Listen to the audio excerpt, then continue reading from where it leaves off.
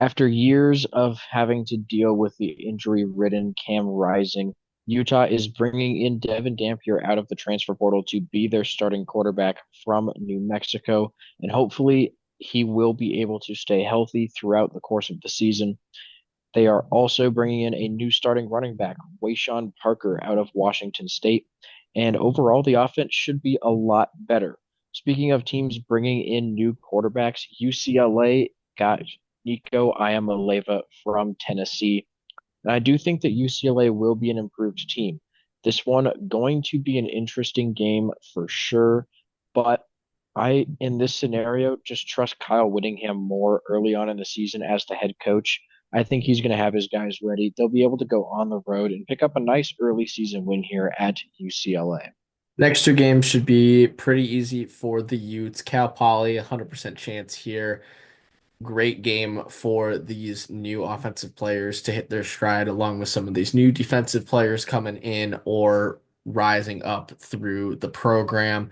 And then Wyoming on the road. Wyoming had a lot of high expectations in the Mountain West last year and the year before, but fell well short of those expectations and are expected to be one of the worst teams in the Mountain West next year. So Utah should have no problem here. Kicking off Big 12 play, they will be hosting Texas Tech. The Red Raiders are one of our favorite teams in the Big 12 this year with a brand new football facility, along with bringing in the number two overall transfer class. Baron Morton back as their starting quarterback. Defense is looking solid. Really, the Red Raiders got everything pointing in the right direction, but so does this Utah team.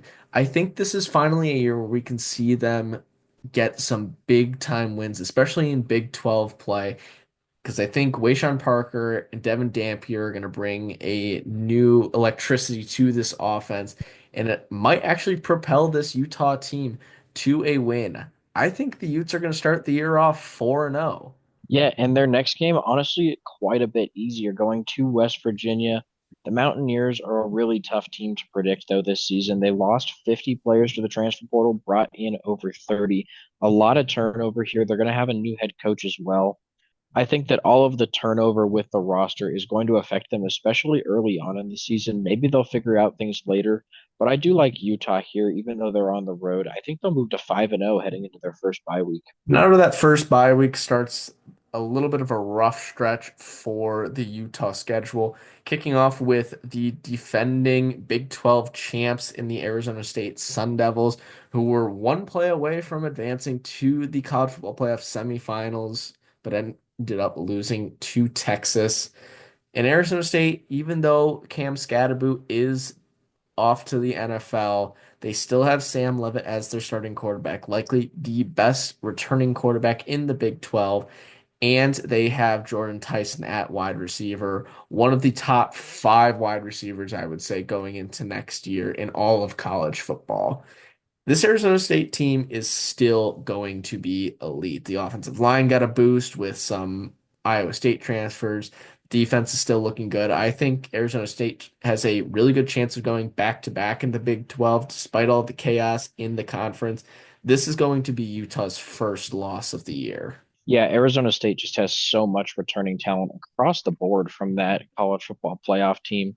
I think that they will be able to get it done, even though they're playing on the road. And then another tough game here in the Holy War with BYU.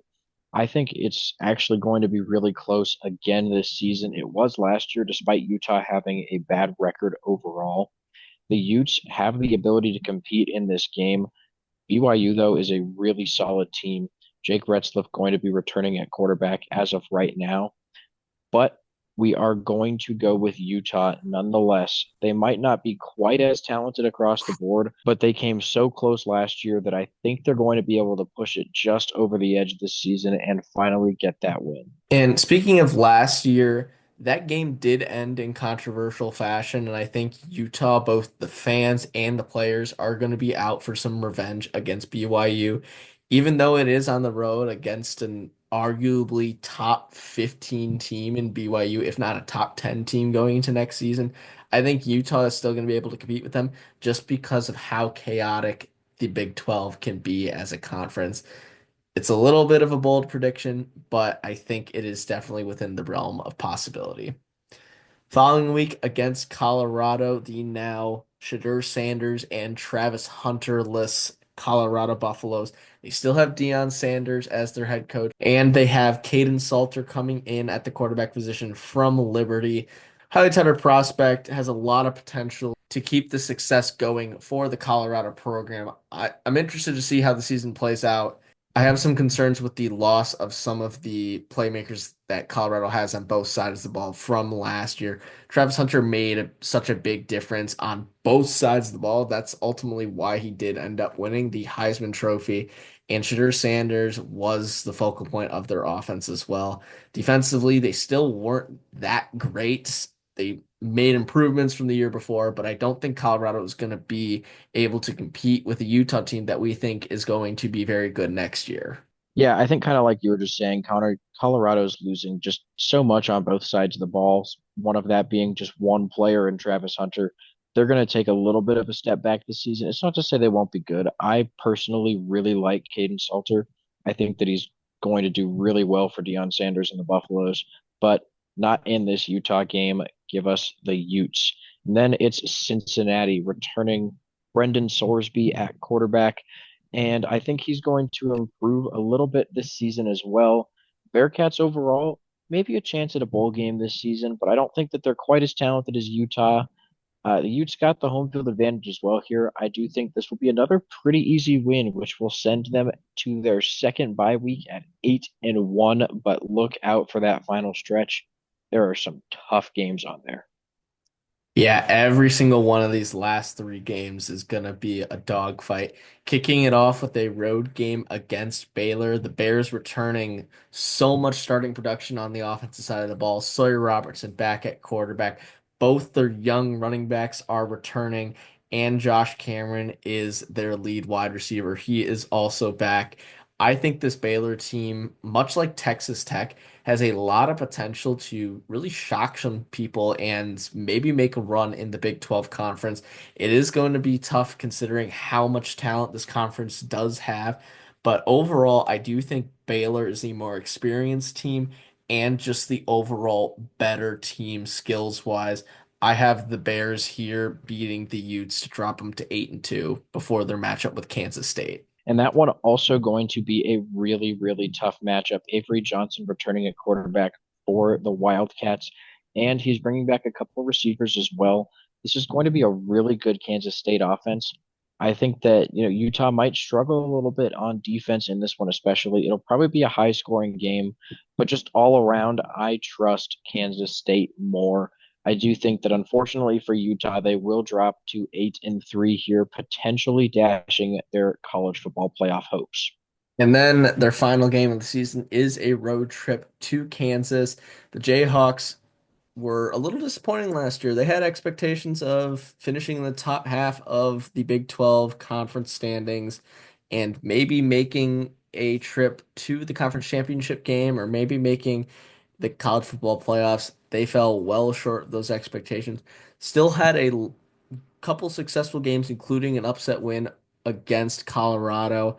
But really, this season rides on the shoulders of Jalen Daniels. Can he elevate his play and become the superstar quarterback that a lot of people are expecting him to be?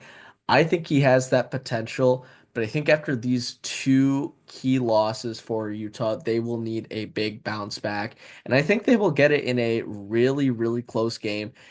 I could see either one of these teams walking away with a win here, but at the end of the day, I think Utah will get a much needed road win against the Jayhawks. So 9-3 overall for the Utes, which is a big improvement from our original way too early prediction of 6-6.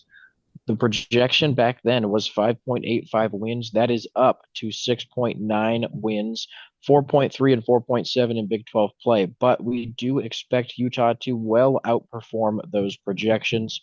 The floor for the Utes is going to be 6-6. I don't really see this team missing a bowl game. They have a good amount of talent that is just sufficient enough that they should be able to get at least 6 wins. Best case scenario going to be 10-2, 7-2 in Big 12 play. And just one thing I want to clarify for this prediction. I know for some other teams, if you've watched some of our previous videos, we've made a big point of bringing in a lot of transfer players at key positions can be a detriment, especially early on in the season. But the one thing that Utah is going for them is that a lot of their transfers are coming from the same school, specifically New Mexico, and that's where Devin Dampier is from. So I think this offense is going to have a lot of connections already, especially between the wide receiver room and the quarterback. So that's why I think Utah has this much potential to finally return to this sort of star-studded level that we've expected since their last Rose Bowl appearance. So our final prediction for Utah is going to be 9-3 once again.